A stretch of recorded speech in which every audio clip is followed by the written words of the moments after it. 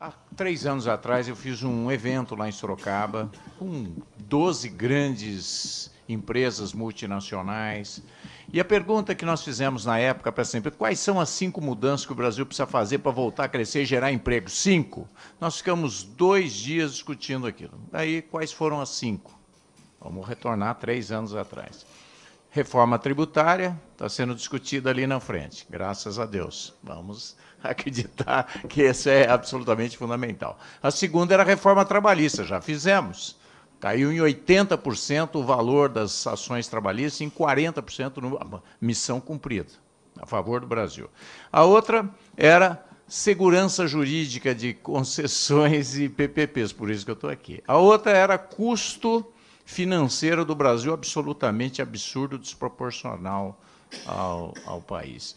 E a outra questão era custo dos importação, exportação e portos do Brasil. Então, se nós tivermos isso, eu até falo, só na área de telecomunicações, nós temos mais de 4.000 projetos de lei caminhando nessa. 4.000. Talvez fosse melhor ter 4 em vez de 4.000. Mas, enfim, é assim. O parlamento é tudo um pouco. E tudo ao mesmo tempo. Então, se a gente conseguir dar foco nessas 5 questões, eu não tenho dúvida que nós temos uma condição excepcionalmente favorável para o Brasil ser muito competitivo e crescer acima da média mundial, que é 3,5, não a gente andar de lado como nós estamos andando e afundando, né, não sabendo o que vai acontecer. Então, é foco nessas 5 coisas. E aqui nessa questão das PPPs e concessões, porque, como foi dito aqui, eu estive lá no Japão ouvindo japoneses, o que eles achavam do Brasil aqui, então enfim.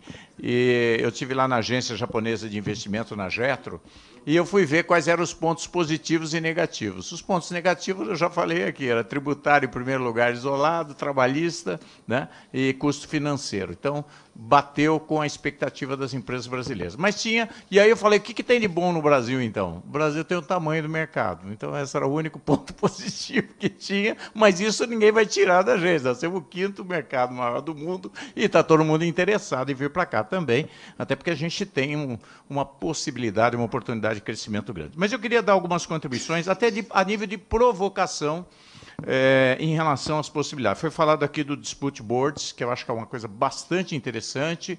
São Paulo está começando com isso. O ano passado foi criada, acho que, uma legislação estadual. Acho que é interessante a gente dar uma olhada, que seria exatamente você ter já previsto nos editais grupos que possam fazer a mediação, né?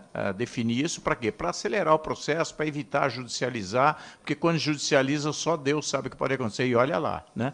Então, e quando a gente fala de investimento de 100 bilhões, 300 bilhões, sei lá, 30 anos, não dá para a gente ficar num sistema judiciário brasileiro, que com certeza é um dos mais complicados do mundo, se é que não é o mais complicado, e mais judicializado. Então, a sugestão que fica aqui, não dá para a gente mudar a legislação inteira, é impossível. Mas se a gente pensar que as PPPs e concessões, nosso querido Arnaldo Jardim, que eu fiquei muito feliz quando vocês estavam aqui, porque sei dessa visão sistêmica que vocês têm no Brasil, viu, João?